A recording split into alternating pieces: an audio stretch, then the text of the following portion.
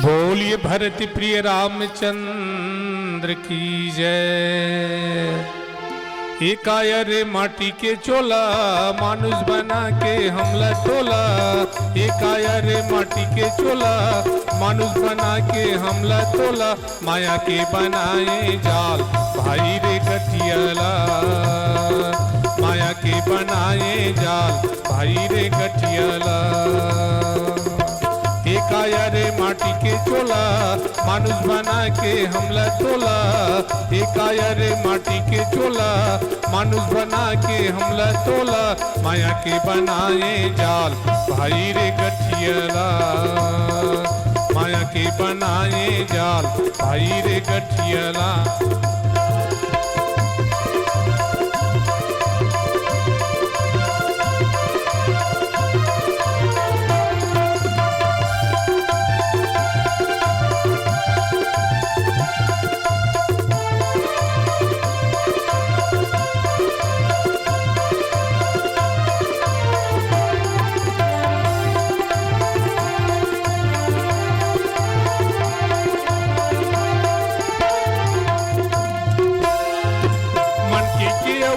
का बतावा हृदय मोरे रोथे वो, मनखे के अबुल का बतावा हृदय मोरे रोथे वो।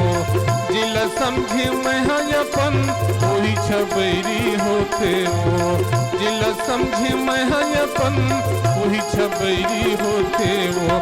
संगी जहुरिया मन के तोला, वाहरे मूरख मानु चोला। संगी जहुरिया मन के तोला, वाहरे मूरख मानु चोला। जहल के गंवाए प्राण काबर नदिया माँ, जहल के गंवाए प्राण काबर नदिया माँ।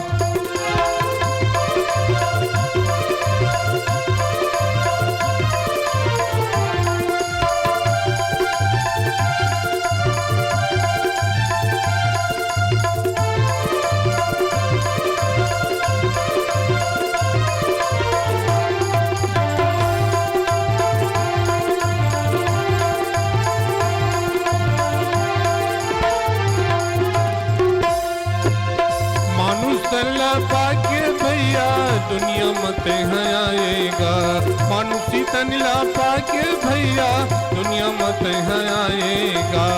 बढ़िया मौका तोला मिले है वो करते हैं गंवाएगा, बढ़िया मौका तोला मिले है वो करते हैं गंवाएगा।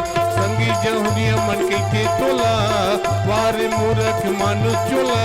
संगी जहुरिया मन के तोला, वारे मूरख मानु चोला। जहल के गंवाए प्राण काबर नदिया माँ, जहल के गंवाए प्राण काबर नदिया माँ।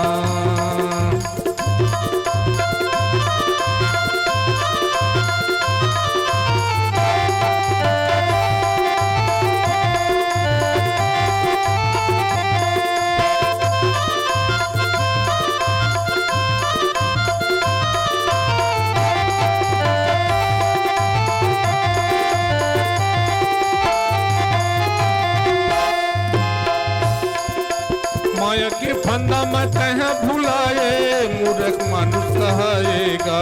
माया के फंदा में तह भुलाए, मूर्ख मानुष कहाएगा। सदा सत्य मरना तेला, तह काबर डराएगा। सत्य मरना हावे तेला, काबर तह डराएगा।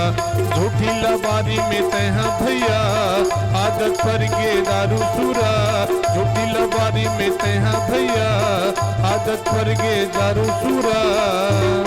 जन्म दे के भुलाए राम काबर नदिया माँ, जन्म दे के भुलाए राम काबर नदिया माँ।